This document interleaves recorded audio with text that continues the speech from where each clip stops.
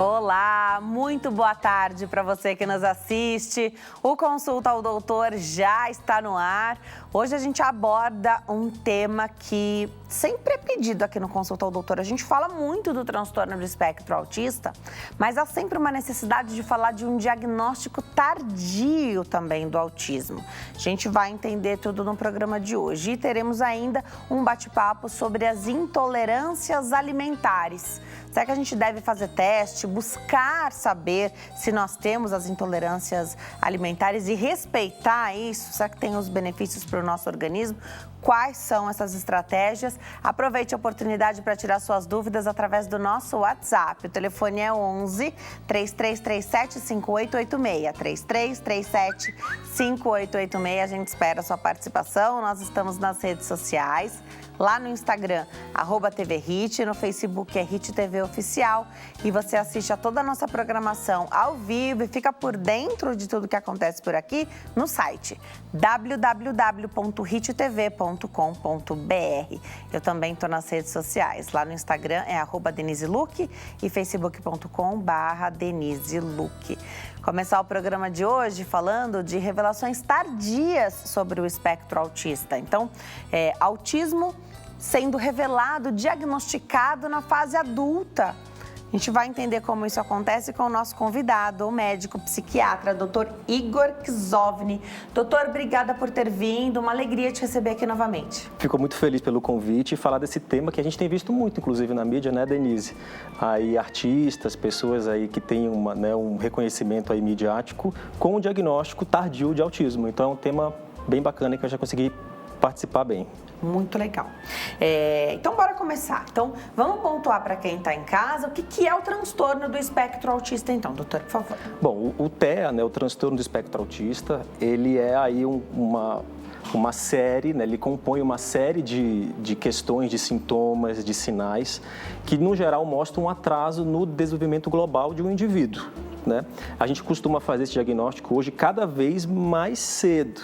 Então, eu estava comentando aqui, a gente tem diagnóstico já em bebês de 6, 9 meses, a gente já começa a sinalizar uma preocupação e ficar atento. Né? Mas acontece o seguinte, que a gente também pode ter um diagnóstico na fase tardia que a gente tem falado hoje. Né? Então, esse atraso ele compõe uma dificuldade nas relações sociais, uma dificuldade muitas vezes no aprendizado, dependendo do nível, né, desse autismo, uma dificuldade muito grande também na comunicação. A gente tem várias pessoas aí que não têm a capacidade realmente de conseguir verbalizar, né, e de construir uma fala. Então, ele compõe um espectro onde a gente tem quadros mais leves, né, desde o nível 1 de assistência até o nível 3 de assistência, onde aí mostra uma maior dificuldade desse indivíduo de realmente conseguir lidar assim, uma assistência e uma estrutura terapêutica e de alicerce ao redor. A gente teve até uma mudança relativamente recente na nomenclatura, você usou aí os níveis de suporte, né? Houve uma mudança. Antigamente falava-se de um autismo mais leve, usando um outro termo, e como se isso fosse menos importante, super tranquilo, até também muito associado com QI elevado, questões de inteligência ali da criança que sobressaíam com os demais. Exato. Esse termo a gente chamava de espectro, né, da característica de Asperger. Muita gente já deve ter ouvido. Então, o Asperger ele tem um QI de fato preservado, mas ele está normalmente dentro do nível 1 de assistência, então nível mais leve. E aí, nas últimas nomenclaturas, isso foi alterado e a gente incorporou tudo dentro do transtorno do espectro autista, né? E lembrando que o TDAH, que ele anda muito ali junto com esse espectro, a gente também precisa ter o QI preservado no TDAH. Ah, legal. Então, isso também é avaliado, isso também é validado. Avaliado. Perfeito. Legal. O autismo, ele pode vir ou não com algum atraso cognitivo? Ele pode vir ou não com atraso cognitivo, exatamente. A gente pode ter um comprometimento dessa parte cognitiva, desse QI. E aí, claro, a gente vai trabalhando isso a nível terapêutico, com todo o suporte, que é um tratamento multi, né? Então, tem fono, tem TO, tem a própria psiquiatria, psicologia, para ajudar esses indivíduos, mesmo com QI com alguma deficiência, conseguir ter, né, uma autonomia e conseguir viver minimamente nas suas relações sociais. Eu acho muito legal falar isso do QI, porque a gente vê até programas de TV abordando essas questões e as crianças, né? Então, isso é muito bom em matemática, né? A criança sabe todas as bandeiras com 2 anos de idade. E tudo bem se a criança tiver uma preferência, a gente tem, né? As pessoas com QI normal podem ter preferência. Nós temos preferências, né? As matérias que a gente já melhor, a gente escolhe a carreira que a gente quer de acordo com aquilo que a gente se dá melhor também, né? Isso pode acontecer, mas nas outras áreas você tem que ter ali o mínimo preservado também, né? Exatamente. Então, porque você fala assim, não, mas ele é assim porque ele é muito inteligente em tal assunto. O restante tem que estar em ordem, minimamente em ordem, né? Para a gente poder colocar esse indivíduo dentro de um quadro de funcionalidade de fato. Porque aí tem a característica do hiperfoco e a característica da seletividade de interesses, né? Que normalmente são muito restritos e transitórios. Muitas vezes vai ter um hiperfoco, uma criança, por exemplo, em dinossauro, ela vai entender tudo de dinossauro, vai entender todas as características, essa fase muda, vai para uma fase onde ele quer entender sobre borboleta, e aí ele vai estudar tudo sobre aquilo. E ele tenta repetir, ele tenta replicar esse mesmo tema em todos os cenários sociais que ele vai, e ele não consegue, porque nem todo mundo vai ter o mesmo interesse em dinossauro e borboleta, né? Então aí está o nosso trabalho de realmente estimular as outras estruturas cerebrais, outras estruturas a nível de comportamento, para ele conseguir ter essa habilidade mínima de interação social. Você falou sobre fazer ali um diagnóstico, ou pelo menos já levantar umas bandeirinhas o mais cedo possível. E o transtorno espectro autista é uma dessas condições que você não tem um exame que vai aparecer no laudo, autismo. Não, isso não vai acontecer. Eu queria que você explicasse quão importantes são esses sinais, que eles não sejam negligenciados, porque eles são o nosso ponto de guiar que tipo de assistência a gente vai oferecer para o nosso filho. Se a condição já tem nome, se fechou o diagnóstico ou não fechou, se a criança está apresentando aquela situação, a gente tem que oferecer as ferramentas para ela, né? Eu costumo falar assim que o principal meio de triagem é a intuição materna e paterna, é impressionante. A mãe e o pai, eles começam a perceber que a criança, ela vinha muitas vezes se desenvolvendo ali uns 3, 4, 5 meses bem, de repente eles começam a perceber um certo distanciamento na interação, eles esperam que a criança passe a interagir muito mais, até comparando com outras ou no próprio dia a dia, né? Porque essa fase, eles evoluem muito rápido. Então, assim, começa a perceber a dificuldade no contato visual, começa a ter a questão do sono muito prejudicada. Então, é um perfil de bebê que não consegue dormir. Tem muito mais exagerado do que um bebê habitual que já tem o relógio biológico ainda imaturo, né, e em formação. E algumas coisas começam a sair ali do que a gente espera para essa idade, né? E a gente vai monitorando. Então, assim, tem toda a escala de desenvolvimento, tanto na parte de crescimento quanto na parte cognitiva, né? E a gente começa a perceber, e comparando em curva, que aquela criança não está acompanhando. E por mais que ofereça estímulos, a resposta ao estímulo está muito demorada. Mesmo oferecendo os estímulos? Mesmo oferecendo estímulo. Tá. É muito mais comum a gente falar do espectro autista hoje do que até uma década atrás, né? Quiçá 30, 40 anos atrás. Muita gente estava no espectro e se virou. Deu jeito e isso passou. Pessoas que tiveram ali sua independência, sua autonomia, que carregam ainda algum grau de... Você falou uma coisa daqui no começo do programa, acho legal, né? Antes da gente entrar no ar, uma rigidez comportamental, né? E a gente dá um nome, é mania, muito sistemático, né? Quantas pessoas você não conhece? Uma seletividade, às vezes, até alimentar, só come a mesma coisa todo dia, a mesma quantidade, do mesmo jeitinho, nada pode sair ali do padrão. E essas pessoas estão casadas, têm filhos. Nesse sentido, quando é que vem esse diagnóstico? Porque provavelmente essas pessoas tinham um nível de suporte, a necessidade de um nível de suporte menor, Exato. Mais baixo, e elas continuam, porque não tem cura, né? Uma condição que não tem cura. Elas continuam apresentando isso, mas na vida adulta, É aquele cara que é mais sisudão, né? Que você já sabe, não deixa, não pode mexer no prato dele preferido. Conta pra gente quando é que vem, então, esse diagnóstico e da importância de fazer diagnóstico ainda que tardiamente. Então, você comentou, né? Há uma década a gente não falava sobre esse tema, a gente não tinha facilidade, assim, todos os estudos nos esclarecendo e norteando para isso. Então, a informação ela está muito mais acessível. Então, isso faz com que o próprio adulto ele perceba agora algumas dificuldades no dia a dia que outrora ele não conseguia atribuir um nome ou até mesmo descrever isso como uma dificuldade além da média, além da conta, e aí ele percebe que alguma coisa está errada.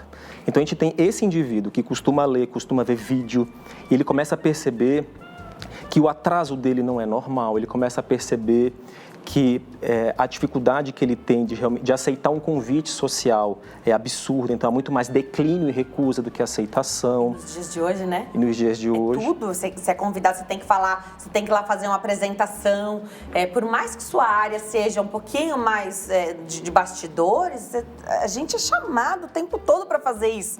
A pessoa ficou muito bem aí até os anos 2000, 2018, depois disso foi o boom, né? Foi o boom, exatamente. E aí a própria necessidade, mas por que esse indivíduo, de repente, lá atrás, ele conseguiu fazer as coisas dele, conseguiu se tornar funcional, mas a cada etapa de vida a gente está sendo convidado a ter uma nova experiência, né? E por mais que a gente tenha adquirido habilidades, e várias habilidades, a gente passa por uma experiência que a gente não espera e a gente precisa emitir uma resposta nova. E, de repente, achar essa resposta, essa regulação, lidar com como que o indivíduo com autismo lida no estresse, como que ele lida na frustração, como que ele lida quando ele precisa realmente mudar uma trajetória, algo que ele vinha se preparando muito e precisa alterar esse caminho. Então ele percebe que o grau de sofrimento é muito mais elevado. Então a gente tem esse perfil que vai atrás e tem outro perfil também, que é quando esse indivíduo ele gera uma família, né? Ele gera filhos e aí ele percebe no filho algumas características que são também muito atípicas. E aí ele se vê com aquelas características. Então, é muito comum a gente ter o diagnóstico no espectro autista de uma criança e aí, em paralelo, a gente também percebe essas características no pai ou na mãe. Que hoje, ainda bem, né, a gente tem mais informação e aí aquela história de... Existe, não é sempre que está correlacionado, mas é bem comum que esteja, o doutor vai explicar melhor, um atraso de fala, por exemplo. Hoje já está bem determinado e é ponto pacífico que não tem essa história de que cada criança tem seu tempo, né? Então, você pode ter uma flexibilidade, mas a gente tem muito bem determinado marcos de desenvolvimento e degraus ali a ser atingidos que a sua criança tem que falar minimamente algumas palavras com a determinada idade, né? Então, essa informação chega hoje muito. E aí esse pai, que de repente já tá no espectro, mas não sabe ainda, ele olha pro filho dele e o filho não atingindo ali, ele fala, mas a minha mãe falou que nessa idade eu também não fazia. Só que aí hoje a gente não dá para fechar os olhos, né? 40 anos atrás não tinha essa informação. Hoje não dá para se desver, né? E você falou da sensibilidade de pai e mãe, isso é incrível, porque quando o pai ou a mãe, eles levam a criança e perguntando, você acha que está atrasado? Para mim, eu nem sou da área, mas para mim eu já falo, se você tem uma dúvida, então você já tem que resolver essa questão, porque a gente costuma enxergar com tanto carinho e amor, né, que é difícil, quando a gente verbaliza ali uma situação, normalmente a coisa existe, né? E é quando a gente, de fato, consegue alterar a realidade. A gente só consegue perceber que a gente não está bem e precisa alterar quando a gente aceita. Então, eu preciso aceitar aquela condição, perceber que algo não está certo, embora a gente não saiba exatamente o nome a dar ou descrever exatamente qual é a situação, mas endereçar aquilo, encarar e endereçar, né? Quanto mais a gente demora, mais a gente pode ter prejuízo, né? Tanto na criança quanto no adulto. O adulto que já descobriu, ele precisa correr atrás também. E aí eu acho que tem ficado muito evidente dos adultos que têm esse diagnóstico tardio, dizendo assim, poxa, quanta coisa, quanto sofrimento podia ter sido evitado, quanta ferramenta eu podia ter adquirido nesse caminho.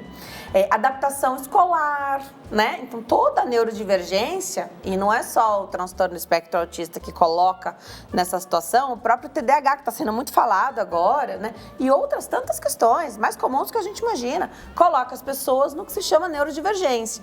E aí é obrigação da escola fazer essa adaptação, incluir essa criança, né? Precisa de mais tempo, precisa fazer uma prova diferente, vai fazer, né? E vai fazer da melhor maneira, sem traumas, né? Sem estigmatizar aquela criança. Então, acho que a principal questão do adulto hoje é falar assim, quanta coisa eu podia ter evitado, quanto sofrimento podia ter evitado. Então, já que não foi possível evitar até agora para o adulto, então vamos fazer tudo para a criança.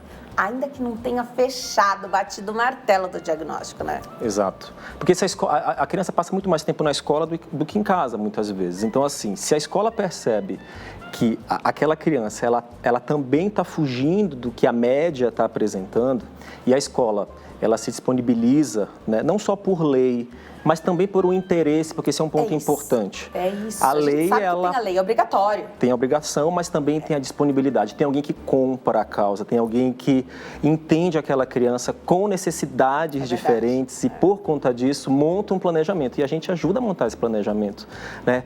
O mais difícil nisso é a criança perder o engajamento, perder aqueles reforçadores que ela tinha antes na escola, ali na escola. Se ela perde isso, o desinteresse vai só aumentando, né, por conta não só das dificuldades acadêmicas, mas também sociais. Então, a gente precisa realmente ter muito cuidado com isso, né? Muito bom das pessoas saberem. Tem um comentário, uma participação do público, não é uma pergunta, a gente vai colocar agora no nosso WhatsApp aqui que chega para nós, a Priscila da Paraíba. Boa tarde, meu filho de 5 anos foi diagnosticado com autismo. Ele é muito criativo, mas quando contrariado fica nervoso. Passou aqui uma característica, então, a Priscila, do filho dela. Priscila, primeiro, parabéns por ter levado seu filho e ter feito esse diagnóstico, que existe todos os processos de um diagnóstico, né, para a família. Acredito que não deve ser fácil, ninguém quer receber um diagnóstico como esse, mas a partir dele você vai conseguir ajudar a sua criança, né? Priscila, que bom, né, que você comentou aí sobre, né, aí o seu filho. Parabéns aí para você, na verdade, ter conseguido tirar o véu, né? Quando a gente consegue ter a informação, por mais que ela assuste, ela traz depois muito conforto, porque a gente sabe para onde a gente vai apontar. Então, você comentou que ele é muito criativo e quando ele é contrariado, ele fica muito nervoso. Isso é uma característica muito comum, tá? Eles têm uma dificuldade, costumam ter uma dificuldade de fazer essa autorregulação quando eles estão muito contrariadas e se veem muito frustradas. E então, assim, você precisa ter muita paciência. Eu aposto que você deva ter aí profissionais que consigam acompanhar você para ajudar o seu filho não a fazer tudo o que ele quer. Se você precisa de fato contrariá-lo, siga firme, né? Siga o que o seu coração, o que você sente. Mas você vai entendendo as maneiras de conseguir oferecer para ele essa regulação, já que ele sozinho agora, por enquanto, ele não consegue. Tá bom? Obrigado pela participação também. É uma idade difícil, né? Porque idade de 3, 4, 5 anos é uma idade que a criança faz mais birra, né? Então, a questão, a necessidade aí de aprender a lidar com frustração. Também você falou, se precisar contrariar, então, ok, faça, mas ofereça aí o suporte que a criança precisa. Mas, de fato, quando você sabe que a criança tem uma baixa tolerância à frustração, e mesmo se não for uma criança dentro do espectro, a gente pode evitar uma série de situações, né? Se você já sabe que vai acontecer uma coisa ali e não é algo essencial, a gente, como os pais, né? A gente consegue guiar de um outro jeito para evitar uma exposição, né, desnecessária. Por exemplo, como a chantagem, né? Aplicar uma chantagem com uma criança, né, seja uma criança típica ou atípica, vai ter um efeito colateral e essa conta vai chegar. Porque a chantagem é diferente de autoridade, de fato. Então, assim, estabelecer a autoridade, a gente conseguir se posicionar, de fato, sendo, né, hierarquicamente superior e dominando a situação é muito desafiador. né? Porque a criança toda hora ela está mudando e toda hora a gente tem que mudar a nossa linguagem porque o que funcionava lá atrás agora não funciona mais. E a chantagem ela pode até parecer que é funcional e positiva, mas esse é o pior caminho. A criança ela vai perceber e ela vai virar o jogo, ela vai tomar a dominância para si e aí essa autoridade ela vai sendo enfraquecida. Então, a grande sugestão é fujam das chantagens, negociem entre os adultos primeiro e depois vocês já entregam para a criança aquilo que já foi decidido entre vocês. Doutor, por que a gente percebe? Tem uma explicação? Porque parece que é mais comum em meninos, né, o autismo. É uma questão de alelo mesmo, de dominância de alelo. Então, a gente percebe alelos, são características genéticas, onde esses marcadores, eles são muito mais evidentes e prevalentes no sexo masculino. Agora, tem várias teorias, mas não há nada muito bem fundamentado ainda, né? Mas há uma proporção, sim, maior de meninos para meninas. Vale a pena fazer teste genético? Porque a gente sabe que tem a questão do X frágil, né? Que aí fica mais evidente no menino, que só tem um, né? Um X. A menina tem 2, então daria para equilibrada. Vale a pena fazer teste genético ou não é tão interessante, não muda nada tratamento, saber se é o X frágil ou não? Basicamente, para a questão do espectro, não vai fazer muita diferença. Até porque, assim, a gente vai precisar sentir aquele indivíduo. Está nascendo ali não um diagnóstico, está nascendo um ser humano e que vai trazer com ele dificuldades e vai trazer habilidades também. Então, o teste genético prévio para essa condição não vai alterar muita coisa. E se espera mais para outras doenças genéticas, né? Outras doenças neurodegenerativas, aí sim, que seriam outras condições. Nós falamos do TDAH, que também tem aumentado aí o diagnóstico, muito pela melhoria do acesso, né? E da maior disponibilidade aí de fazer esse diagnóstico. É bem comum que esteja associado o TEA com TDAH? É bem comum. Então, as últimas descrições, eles colocam cada vez mais a integração desses dois termos, onde o indivíduo, dentro do espectro do autismo, ele tem muita chance de ter essas características do TDAH, porque se combinam muito a distração, a dificuldade de manter o foco, o prejuízo acadêmico por conta disso, o atraso, né? O atraso mesmo no funcional durante o dia a dia. Então, elas estão muito bem relacionadas. Mas sim, a gente também tem diagnósticos de TDAH, indivíduos com essa condição, e quando a gente começa a fazer um estudo, se ele se encaixa dentro desse espectro, ele acaba não se encaixando. Então, tem isolado o diagnóstico de TDAH também. Lembrando que o diagnóstico de TDAH, o QI precisa ser preservado. Tá bom, tá. Não necessariamente para a TEA, para o autismo. Isso. Não necessariamente para o autismo. Necessariamente... Você pode ter um comprometimento. Pode ter um comprometimento, sim. Tá. Quando você fala do nível de suporte, 1, então é o que antes chamava dessa síndrome de Asperger, né? Aí tem 2 e 3. Isso é para verbal e não verbal seria uma outra classificação? Não, aí mesmo. Aqui mesmo. Gente já pode ter nessa mesma classificação. Pode ser verbal, classificação de suporte nível 2. E pode ser um não verbal. Não verbal, nível 3, exato. Tá. Pode ter verbal nível 3 também. Pode ter verbal também, mas habitualmente a gente espera mais dificuldade nesse tempo de resposta aos estímulos que são dados em terapias e na dinâmica em casa.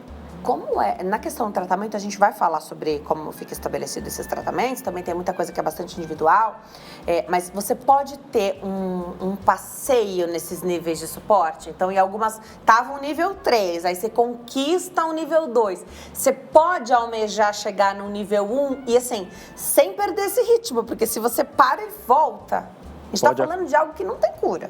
Esse é excelente, né? Essa percepção, porque é justamente esse passeio entre esses níveis pode acontecer. A gente está falando aqui de uma característica típica. Vamos colocar na nossa situação, típicos. A gente também não passa por dificuldades e de repente a gente está respondendo super bem e essa mesma dificuldade aparece em um outro momento e a gente começa a responder de uma forma diferente daquela, talvez um pouco mais disfuncional, com mais dificuldade, com mais sofrimento. Então, para os indivíduos atípicos, a gente considera a mesma coisa. É muito comum na própria criança, no desenvolvimento dela, a gente perceber que ela começa a avançar, começa a ganhar muita habilidade, de repente parece que ela dá uma estacionada, depois volta, isso mesmo nos típicos. eles voltam, então nos atípicos é a mesma coisa. Então o que a gente precisa fazer é estar muito atento ao que de fato são os estímulos que geram essa desordem, que geram essa desorganização, tanto no pensamento quanto no comportamento. Por isso que assim, é um baita de um trabalho, né, para a família reconhecer onde que aquele indivíduo ele tem mais facilidade de se regular, quais são os ambientes que ele tem mais facilidade de piorar o comportamento, de responder muito mal, porque daí todo esse trabalho, né, de assessorar é fundamental para que ele não perca, né, aquela habilidade que saiu daquele nível de superassistência, né, uma assistência muito grave, muito importante, para um nível menor. Pode ser que seja necessário remédio, medicação. Então, primeiro que pensar no psiquiatra, sendo o médico que muitas vezes vai centralizar, vai coordenar todo esse trabalho multidisciplinar, a gente já entra numa seara de preconceito por ser um psiquiatra. Queria que você falasse sobre isso, se tem melhorado hoje com tanta informação, né? Acredito que tenha melhorado muito, assim, principalmente depois do diagnóstico, né? Porque ninguém quer receber o diagnóstico, a gente tem certeza. Mas é o diagnóstico que vai salvar a vida dessa criança e vai tirá-la de situações, acho que é salvar a vida mesmo, né? Porque, na verdade, com tanta dificuldade e especialmente quando você tem níveis maiores de suporte, a situação pode ficar muito ruim, né? Medicação para autismo não existe. Então, assim, uma medicação que sirva exatamente para o espectro do autismo não existe. O que existe são os sintomas que dentro desse espectro aparece e que a gente pode se pontuar com medicação. Então, a insônia, por exemplo, quando tem um indivíduo com muita insônia, que não consegue regular através de apenas condutas comportamentais, há uma indicação, né? E a gente tem medicações seguras desde crianças até fases adultas, para a gente conseguir regular esse sono de maneira muito mais com biossegurança.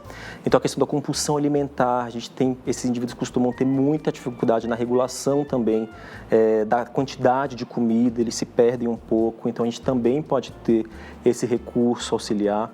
Para o próprio comportamento hiperativo, uma criança que como é que ela vai aprender se ela não consegue sentar por 5 minutos? Não consegue mesmo, assim, não é o pai que não tem autoridade, não é porque ela faz manha, ela não consegue.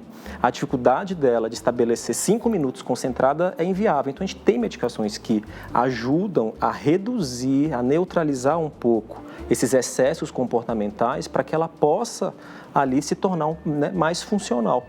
Então, para os sintomas, a gente tem estratégias medicamentosas com biosseguranças e assim com a medicina integrativa, com recursos, né, fitoterápicos que ajudam muito no nosso processo, a parte física, a atividade física, ele responde muito bem. Então, realmente é uma visão multidisciplinar com abordagem multidisciplinar também. Tá. A gente vai continuar falando sobre os tratamentos, sobre todo esse manejo, as terapias que hoje, né, são mais recomendadas, horas de terapias por semana e como que estabelece tudo isso, como é que encaixa tudo isso nas 24 horas do dia, que aí, assim, não é só para criança, é para a família, né? A gente vai falar sobre isso, mas acho que eu preciso abordar uma questão aqui da família. E aí acaba sobrecarregando, na maioria das vezes, muito mais a mãe do que o pai. Então, se alguém precisa abrir mão de sua carreira, de seu trabalho, por conta... Não que não vai precisar desse dinheiro para manter, inclusive, essas terapias, mas alguém precisa levar. Não é uma criança que fica com todo mundo, né? Então, você já tem situações ali diferentes. E essa mãe fica com esse...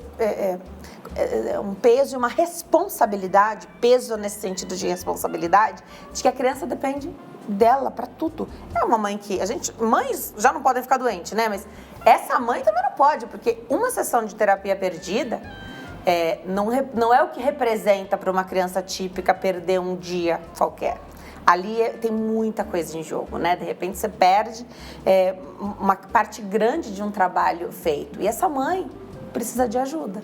Então, primeiro que existe a idealização de um filho que é quebrada. Então, você idealizou uma vida com filhos que não aconteceu. E de repente essa mãe precisa de ajuda médica também, né? Precisa, sem dúvida, e por isso que o trabalho com a família é fundamental. É muito comum, Denise, por exemplo, assim, famílias que não conseguem sair de casa para fazer um lanche fora de casa, para ir a um restaurante, porque a criança ela ainda não conseguiu adquirir habilidade suficiente para lidar com todos aqueles estímulos e cenário. Então, você imagina uma família que não consegue sair de dentro da própria casa. Quando sai, basicamente, são para as atividades terapêuticas. Então, a gente tem crianças, por exemplo, jovens aí que fazem desde 20 horas semanais, para você ter uma ideia, 20 a 40 horas semanais. É muito tempo, então um desgaste muito grande, onde essa mãe ela precisa estar ali como responsável e acompanhar todo aquele trabalho. Por quê? Porque quando ela está em casa, ela precisa aplicar aquilo que os profissionais ensinaram. Sabe quando ela tem folga e sossego? Nunca, ela não tem, porque ela vai saindo um pouco apenas do papel de mãe e ela entra, ela se acopla a uma identidade, a uma persona terapêutica. Então ela é a grande terapeuta, a grande maestra ali, é ela que coordena aquilo dentro da própria casa e ela percebe através de pequenos sinais, porque é muito comum eles se desregularem por pequenos estímulos, ela já nota com facilidade e ela já cria um plano, ela vai aprendendo a criar um plano de contingência para como abordar, como direcionar ali o filho. Então, realmente, elas merecem realmente muito do nosso carinho, da nossa empatia e da nossa força mesmo, né, para que a gente possa auxiliá-las além do que é o mínimo. Né, realmente se colocando no lugar, criando aquele vínculo, a empatia, porque é muito bom a gente se sentir compreendido. É muito bom, né? Muita gente diz, você é muito forte, né? Para essas mães. Ser forte é a única opção para essas mães. Todas as mães são muito fortes, mas ter essa braveza e conseguir desempenhar esse papel de terapeuta também é porque só tem essa chance.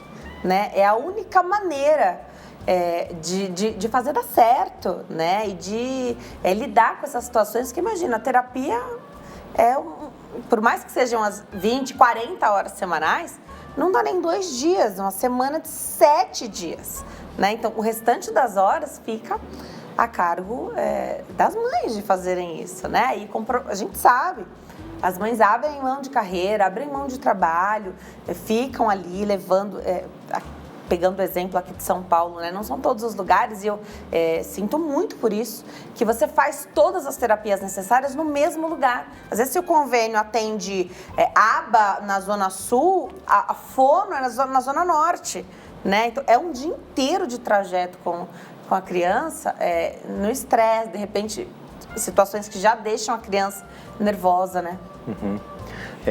A gente tenta, né, concentrar mais, assim, através de recursos, tentar aglutinar a maioria das terapias em locais e caminhos onde a criança ela já possa se sentir também mais confortável, onde ela já mapeia esse caminho, para tentar atenuar um pouco, né, essa agenda toda que é super lotada. Essa mãe, também sendo assistida, ela pode apresentar uma série de situações aí, um transtorno de ansiedade, depressão, a insônia, que é bem comum quando a gente fica muito preocupada, né? Dá para também auxiliar, medicar essa mãe, acompanhar, indicar terapia para que ela faça também, porque que horário que ela vai fazer? Que ela só fica atrás das crianças o tempo inteiro. Hoje, ainda bem, tem a possibilidade de fazer online, você só precisa de um lugar ali com um mínimo de privacidade. Também há indicação para que elas façam. Também essas mães podem ser cuidadas, medicadas, ouvidas. Também, o principal ponto aí é como elas se identificam tanto ali com o papel, pela necessidade mesmo de se tornarem terapeutas, elas acabam esquecendo de si, elas acreditam, elas entram num processo, muitas vezes de luto mesmo, onde elas se esquecem, elas se reservam. Né? Então, quando elas entendem que elas são um ponto fundamental dentro desse funcionamento e que para isso, para que ela possa servir ao filho, para que ela possa auxiliar o filho, ela precisa estar minimamente bem, aí a gente começa a ter essa mãe que se aproxima pedindo ajuda.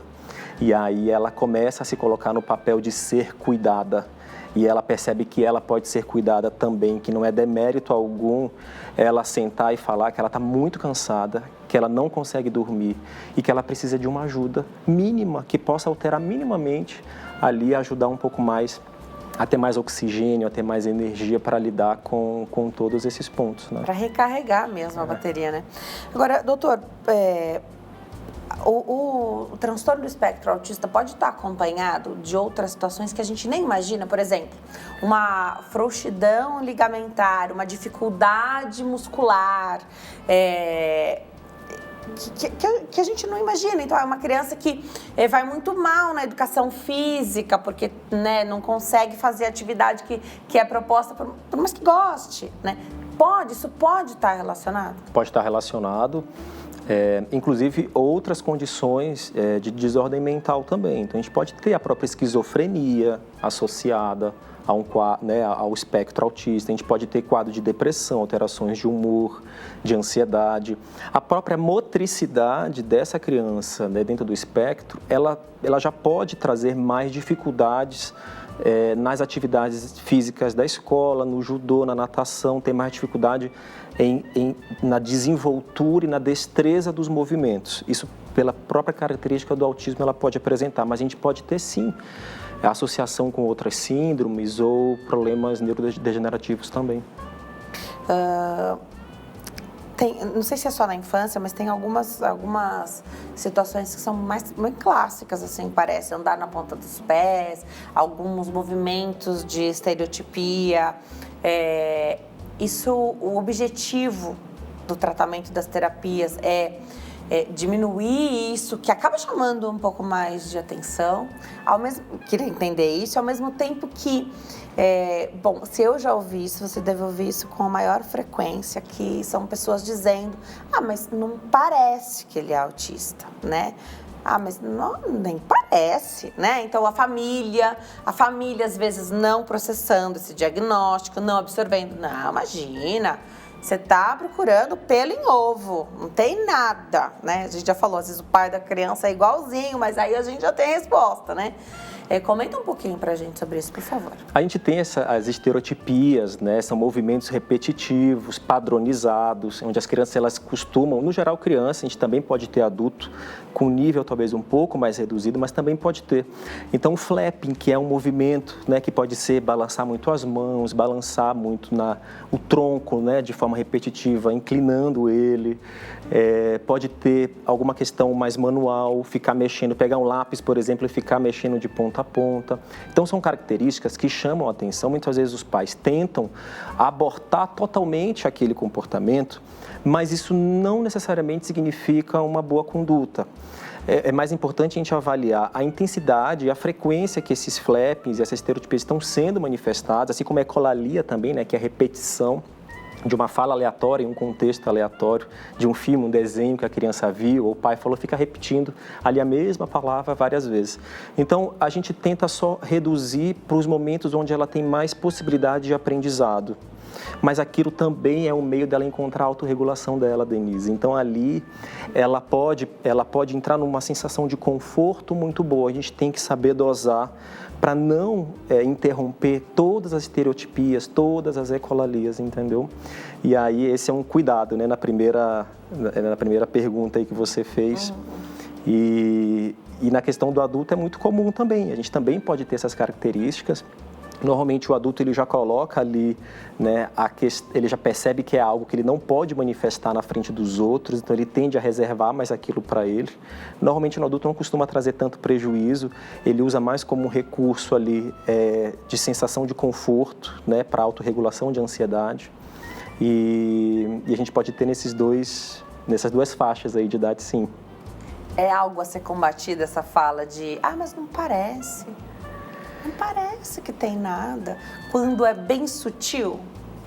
Essa fala é uma fala que normalmente ela vai colocar a gente em maus lençóis, porque a gente está se baseando através, muito possivelmente, de um estereótipo, de um formato, né, de um indivíduo que de repente é não verbal, que manifesta as estereotipias, os flappings, enfim, de maneira, né, socialmente muito bem constante. Então, eu não falaria esse tipo de observação para as famílias ou para a gente mesmo. É muito mais importante a gente observar e auxiliar no que for importante, né, do que a gente só ali categorizar como, mas parece autista, não parece. É mais importante a gente perceber que, de repente, é um indivíduo que possa ter dificuldades aparentes ou não, e a gente se disponibilizar oferecendo respeito, empatia, né, e se colocando ali à disposição caso seja necessário. Muito legal. A gente vai para o intervalo. No próximo bloco, o que a maioria dos pais e mães questionam é sobre a autonomia, pensar no futuro da criança, né?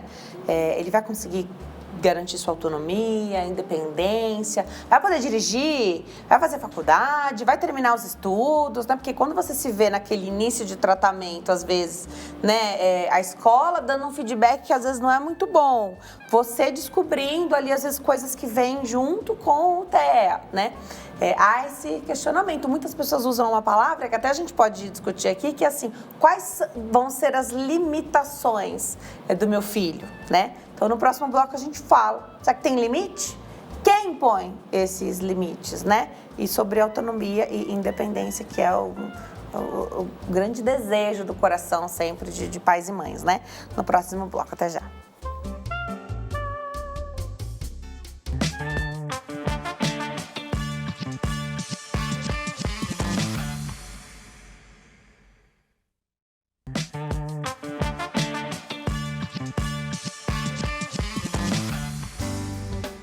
Nós estamos de volta ainda nesse bloco falando sobre o diagnóstico tardio do transtorno do espectro autista. Aproveita a oportunidade para tirar sua dúvida, mandar aí seu comentário através do nosso WhatsApp. O telefone é 11 3337 5886. Recebo hoje o psiquiatra, Dr. Igor Kzovny. Doutor, uma das principais questões, né, acho que os pais devem perguntar, é sobre autonomia, independência, até onde meu filho autista pode chegar, né? E como você acolhe essa preocupação dos pais e qual que é a resposta ideal para isso? Primeiro, a gente perceber que a gente não tem o controle do futuro. Parece meio óbvio, mas assim, quando a gente está ali acompanhando uma criança, né, de 8, 9 anos, ou já está ali na adolescência, começa a ter a necessidade de repente, isso é uma criança assim que tem essa possibilidade, possivelmente uma criança que foi sendo conduzida em nível 1 de suporte, né? E começa a pensar em vestibular, em trabalho, em tudo, realmente a gente estar junto e vivendo cada etapa, porque quando a gente se pega e a gente se deixa ser consumido por essa ansiedade de tentar responder como que vai ser, como é que ele vai funcionar, nossa, meu filho hoje tem 17 anos, como é que ele vai responder na faculdade daqui a 2 ou 3, como é que vai ser, será se ele vai conseguir fazer, se ele não vai? Se ele vai conseguir terminar a faculdade, se ele vai precisar abandonar. Então, assim, cada dificuldade a gente está junto, os pais participando, para que a gente consiga encarar cada obstáculo como um grande incentivo para que ele não se desinteresse por aquilo que ele decidiu e que ele escolheu, e que ele possa, assim, através, né, desse suporte, das orientações, entender a demanda dele, entender por que ele está insatisfeito, por que ele está com raiva, por que ele não gostou do que o professor falou, e por que ele entrou em algumas implicações, começa a implicar com a amiga, e implica com o amigo, e aí a gente vai acolhendo essa demanda, e aí vai entendendo, vai auxiliando junto mesmo. Então, para as mães, para os pais, né, que estão com o diagnóstico agora, de uma criança ainda, eu queria dizer de uma criança ainda dentro do espectro do autismo, encarar cada etapa, sabe? A gente conseguir perceber não só as habilidades, né, que eles vão conquistando, mas também tudo que a gente vai aprendendo, que a gente vai participando, tentar, eu sei que no início é difícil, mas tentar tornar esse ambiente não como um centro de hospital, sabe, esse ambiente domiciliar, assim, não trazendo essa questão da doença ou da disfunção, mas entendendo que podem ter momentos fantásticos, né, momentos muito criativos, momentos muito de enlace ali, de família, né.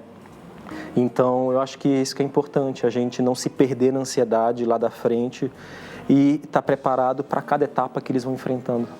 E a vida é feita de etapas, né? De fases e conquistas. Então, quando você estava falando, estou imaginando aqui que durante a nossa vida escolar, a gente é colocado ali uma série de estímulos e matérias e conteúdos que a gente não vai usar tudo, mas a gente tem que aprender tudo, né? Quando chega lá no vestibular também, um grande apanhadão de tudo que a gente aprendeu. Mas quando você escolhe o curso e ingressou na faculdade, a chance, estou pensando em alguém que vai ter essa dificuldade, a pessoa vai mergulhar só naquele assunto de interesse e pode ser que a dificuldade não venha no âmbito da universidade. Ela vai vir da matéria, do curso que ela escolheu, ela vai muito bem lá. Ela vai vir nesse momento em que você já está trabalhando, fazendo seu estágio, e o teu chefe te chamou para fazer uma apresentação ali. Então, você domina aquele assunto, é claro que você domina. Mas para fazer essa exposição, aí já te deu já travou, já trouxe para você o problema da questão mais social e da comunicação, que é do TEA, né? Perfeita essa análise, justamente isso. Fez a faculdade, aparentemente não encontrou grandes dificuldades. Ele estabeleceu o hiperfoco dele, ele consegue acessar esse hiperfoco e aí, por um tema normalmente, né, que gera muito interesse, ele dá o melhor na faculdade. A gente tem um formato de aprendizado, de interação muito passiva. A gente senta, assiste a aula, estuda, faz trabalho, participa das reuniões e a gente consegue finalizar, no geral, é assim. No ambiente corporativo, você imagina, dentro do ambiente de trabalho, onde as relações são muito diferentes daquela relação que ele tinha dentro de casa, com o pai, com a mãe, com os primos, até mesmo com um colega. Então ele tem uma dificuldade, habitualmente, de interpretar as sutilezas, né, que são muito utilizadas dentro do nosso comportamento social, principalmente no ambiente laboral, no ambiente de trabalho. E aí, na fase tardia, que é que a gente está falando bastante hoje, eles começam a perceber, opa, eu não estou conseguindo. E aí ele solta uma verdade para o colega dele, ele solta uma outra verdade para o gestor dele.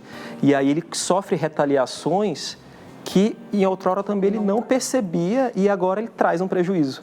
Eles têm menos filtro, né? Tem menos filtro, costumam ter. Costumam ter menos filtro e ia ser muito mais literais, né? Então, se alguém perguntar, você gostou da minha apresentação? Imagina um chefe perguntando ali para o colaborador que assistiu a apresentação, você gostou da minha apresentação? Se ele não gostou, ele vai falar, não foi legal não, né? Enquanto que outras pessoas diriam, foi ótimo, você faz tua parte ali, faz socialmente a tua parte, estava incrível, né? Isso é esperado no meio corporativo, então, vai precisar trabalhar isso. E aí uma grande questão, quando você falou de hiperfoco, e a gente conversou da faculdade, muitas famílias podem achar ou elas já estão muito sabendo, né, estruturadas para saber que é algo que não tem cura. Então, que você vai encontrar, e a gente nem está buscando isso, você vai encontrar maneiras de estar bem equiparado com os demais, né, você alcança o que os demais fazem, ou pode, nessa fase, pode achar, tá vendo? Olha, não era nada, porque você não tem o exame que o laudo diz que é autista, né? A gente vai ter essas duas características desse indivíduo que, dentro dessa fase acadêmica, seja ela qual for, escola, faculdade, né, ensino superior, vai apresentar alguma dificuldade inicial e depois ele consegue encontrar habilidades que transpõem aquela dificuldade inicial e outros que vão carregar isso por mais tempo. Né?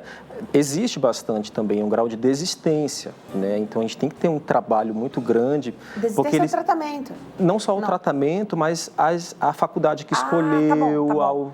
ao curso que iniciou, todo aquele ímpeto, sabe? Toda aquela vontade de fazer, ela pode sumir com um estalar de dedos, dependendo da frustração que foi sentida ali e o grau de acometimento que ele percebeu dentro daquele cenário. Então, ele pode abandonar uma coisa que ele falou 10 anos falando que ele queria fazer, ele pode abandonar em um dia.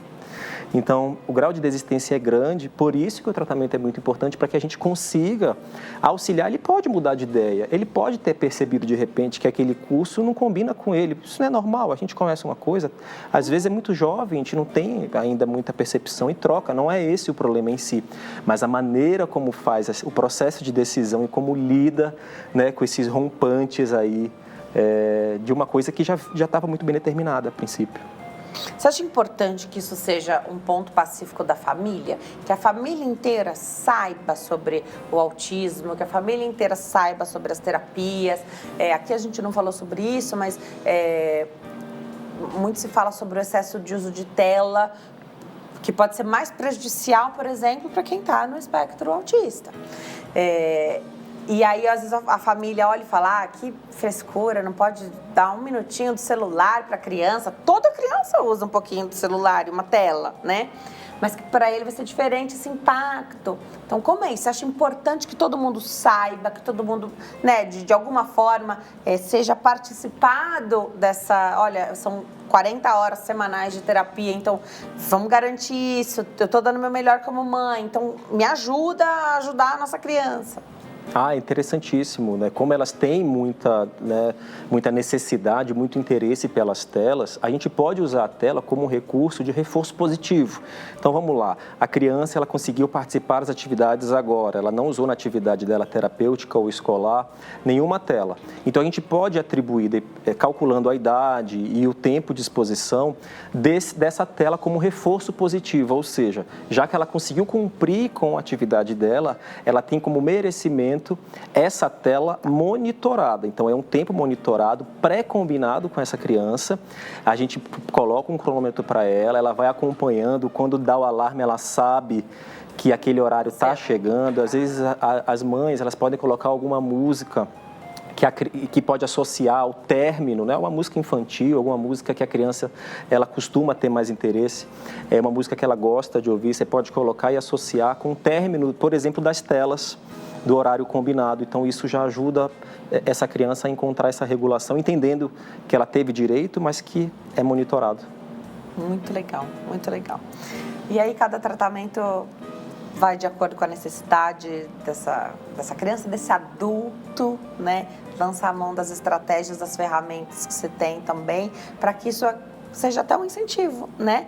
No dar continuidade ao tratamento que ficou estabelecido. E num determinado momento não vai ser mais os pais, não vão ser mais os pais que vão seguir esse tratamento com a criança. Vai ser um adolescente, depois um adulto jovem. A esposa, o marido. Isso, né? Eles que vão ajudar a dar essa continuidade, encorajar quando a coisa ficar mais difícil. Assim como é com todos nós, né? A gente precisa contar com essas pessoas que são conosco, para que nos ajude a continuar quando a situação não está tão fácil. Eu adorei te receber, doutora. Eu vou deixar aqui o seu contato, tem o Instagram e o WhatsApp. O perfil lá do Instagram é @dr.igorkizovny, do jeitinho que está escrito na sua tela, dr.igorkizovny. E tem o telefone WhatsApp, que é 11 9 9606 7099, 11 9 9606 7099. Volte sempre, doutora. Obrigada. Muito obrigado mais uma vez pelo convite. Muito bom estar aqui conversando com vocês sobre esse tema aí que é tão amplo, né? E a gente pode ficar horas aqui. Muito obrigado e até a próxima, pessoal. Obrigada, volte sempre, viu, doutor? Muito obrigado. Esperando numa próxima oportunidade. A gente vai para o intervalo. No próximo bloco, as intolerâncias alimentares estão no nosso foco aqui. Você sabe se tem alguma? Tem teste para fazer? A gente deve correr atrás disso? No próximo bloco. Até já.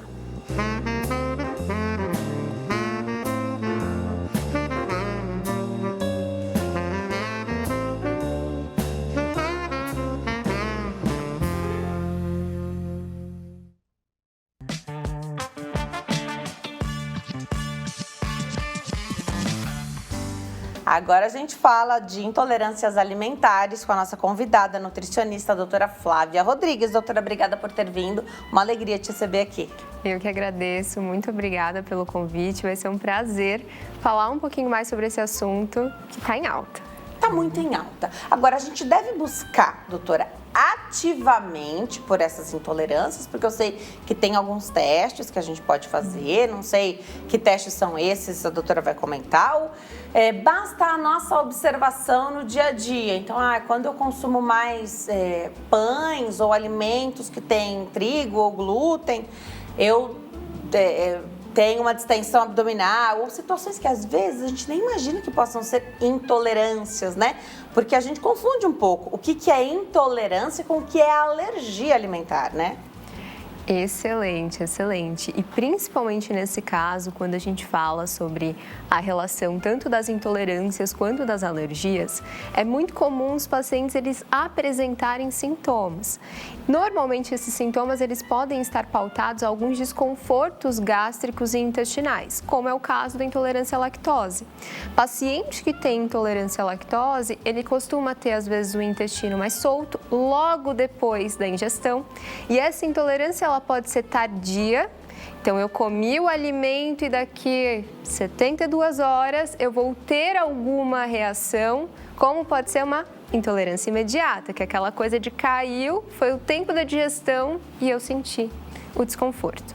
Que aí pode ser o estufamento, o excesso de gases, a relação também com as fezes mais amolecidas, mas também, em alguns casos, a gente pode encontrar constipação, que é aquele intestino mais preso. Dor de cabeça é um dos sinais também muito frequentes que a gente acaba encontrando. E aí fica, quando você tem uma reação imediata, você mais fácil, imagino, de identificar que alimento que produziu aquilo. Mas quando é mais tardio, você não lembra nem o que você comeu no dia quase, né? Ou você vai falar, não, mas hoje eu tive uma dieta super limpa, tá vendo? Quando eu como direitinho, olha o que acontece. E, na verdade, 72 horas atrás, você estava comendo muita pizza, por exemplo, e aí você é intolerante à lactose ou ao glúten, enfim. Exatamente. E existe um ponto também, Denise, que é um dos pontos que eu acabo vendo até em consultório, que chegam pacientes e falam, mas Flávia, eu fiz o teste, eu não tenho a intolerância àquele alimento. Não deu que eu tenho a intolerância àquele alimento, mas todas as vezes que eu como, eu sinto desconforto. Porque existe um mecanismo também de sensibilidade. Então, eu posso, às vezes, não ser intolerante, mas eu posso ser sensível àquele alimento também. Tá bom. Então, o que você considera? Você recomenda fazer o teste ou eles devem ter um custo também, esses testes, né? Ou vale a gente observar no nosso dia a dia, fazer alguns testes em casa mesmo? O que eu sempre oriento, na presença, começou a desconfiar que possa ter alguma alteração, seja de intolerância ou uma alergia, que é quando a gente tem ativação do nosso sistema imunológico, que aí é um dos casos um pouquinho mais sérios que a gente precisa muitas vezes investigar, até mesmo com um alergologista, com um médico acompanhado também. Na presença desses sintomas, eu sugiro que você busque um profissional, mas o que você pode fazer é anotar, fazer um diário alimentar. Pega uma semaninha ali dos teus hábitos diários e anota tudo. O chiclete que você comeu, a balinha que você comeu no caminho de casa, isso daí é muito importante. Tá muito em alta, até já esteve mais a coisa da lactose, hoje acho que vai mais pro glúten e nem só pro glúten. Não adianta ser sem glúten, o alimento se tem trigo já é um problema. Queria que você falasse sobre isso, porque de fato parece que a relação que se faz, o que as pessoas dizem mas todo mundo sempre consumiu muitos produtos com trigo, farinha de trigo, farinha branca e não tinha nada. E aí a informação que a gente tem isso também mudou. O trigo mudou, né? Então, os alimentos que a gente comia 30 anos atrás não são os mesmos que a gente consome hoje. Então, não daria para fazer uma referência, não daria para usar isso como, né, o padrão ali. Tem esse fator que é super importante a gente sempre ressaltar, que o produto ele passou por muitas modificações e hoje, muitas das vezes, o que acontece? A gente encontra um pão, por exemplo, super processado, com muito conservadores, várias substâncias que acabam deixando esse intestino mais sensível para digerir o glúten, que já é uma proteína, uma molécula que demanda um pouco mais do nosso corpo para a digestão. E aí, num contexto onde muitos indivíduos acabam estando de muito estresse, alimentação muito processada, pode se tornar um gatilho para uma certa sensibilidade. Mas também, Denise, existem casos de pacientes que têm a doença celíaca, que é onde o corpo ele não vai tolerar nem 1 grama daquele glúten. E existem níveis e graus também desta doença, né, que podem ter inúmeros sintomas e desconfortos. Em graus mais elevados, parece que a pessoa não pode nem entrar numa padaria normal, né? Sim, nem entrar, nem estar no mesmo ambiente, precisa, quando vai viajar, levar os utensílios para o preparo. Não pode cortar o pão pro celíaco, então sem o glúten, com a mesma faca que você cortou um pão com glúten. Então, é bem sério, né? Então, pensar numa reação alérgica, você pode levar a óbito a pessoa, né? É bem sério. E essa é uma das diferenças que a gente pega entre a intolerância e uma alergia alimentar. Tá, a intolerância não vai levar a pessoa a óbito, mas vai dar bastante desconforto. Muito. O principal que vai mexer, o carro-chefe de pensar, é a questão da microbiota intestinal ou não só isso?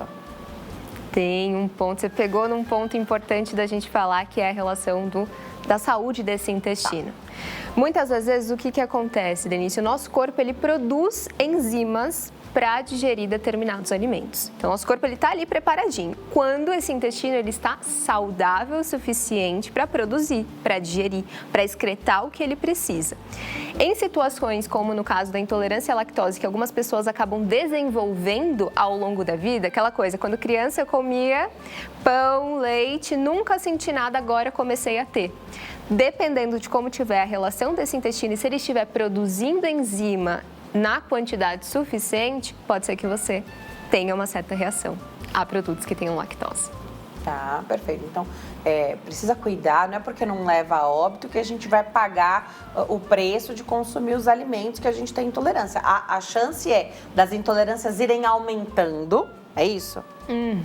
E que vai ficar tão defasada essa questão, porque o intestino não é chamado nosso segundo cérebro, né? O local onde, depois do cérebro, onde tem os maiores receptores ali né, dos neurônios, enfim, tem mais células desse tipo, né?